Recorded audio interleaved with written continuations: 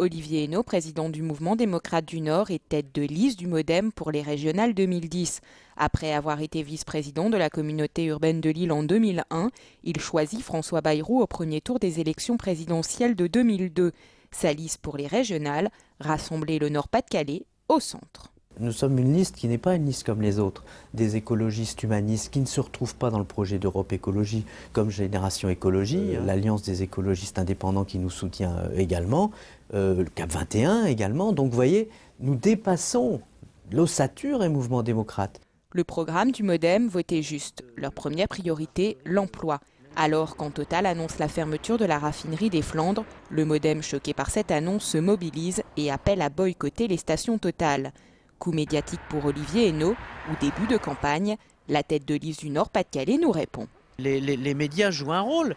Il est évident qu'il faut une espèce de pression consumériste, pression citoyenne, pression des salariés, au premier rang, bien sûr. C'est nommer et porter la honte. Porter la honte vis-à-vis d'un groupe qui fait des bénéfices considérables et qui n'a pas de respect pour ses salariés et pas de respect pour la question régionale, pour le port de Dunkerque, pour des partenaires qui sont déjà des partenaires anciens. Mais le MoDem s'intéresse aussi à l'emploi des jeunes. Leur objectif, accompagner les jeunes et leurs parents dans l'orientation et la formation pour faciliter l'accès à l'embauche. On pense qu'il faut investir un peu moins dans les murs et un peu plus en faveur des lycéens et des familles, et donc proposer des solutions par rapport au droit au stage, proposer aussi des solutions et des aides par rapport à l'orientation et proposer aussi des solutions par rapport à la question, l'angoisse du premier emploi. Autre point du programme, la gratuité des transports en commun. Une proposition réalisable avec l'aide de la région,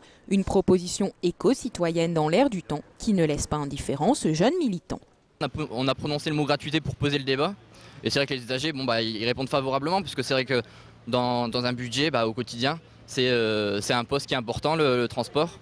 Et donc si on peut le réduire grâce au TER gratuit, c'est quelque chose d'important et qui pèse sur le budget des familles, 80% aujourd'hui du transport est déjà financé par les impôts et on sait que l'on peut faire le pas en fait, pour les 20% supplémentaires, simplement en essayant de rationaliser les efforts budgétaires de la région. Mais les derniers sondages créditent le MoDem à 4 à 6% d'intention de vote. Pas de quoi atteindre le président du MoDem, François Bayrou, en visite à Lille mi-février. Ça ne sert à rien de polémiquer sur les sondages. J'ai beaucoup, depuis longtemps, indiqué les questions qu'il y avait à se poser sur ce sujet et beaucoup de gens partagent ces questions aujourd'hui. Et ça ne sert à rien de polémiquer. Quand les sondages sont bons, il faut les confirmer.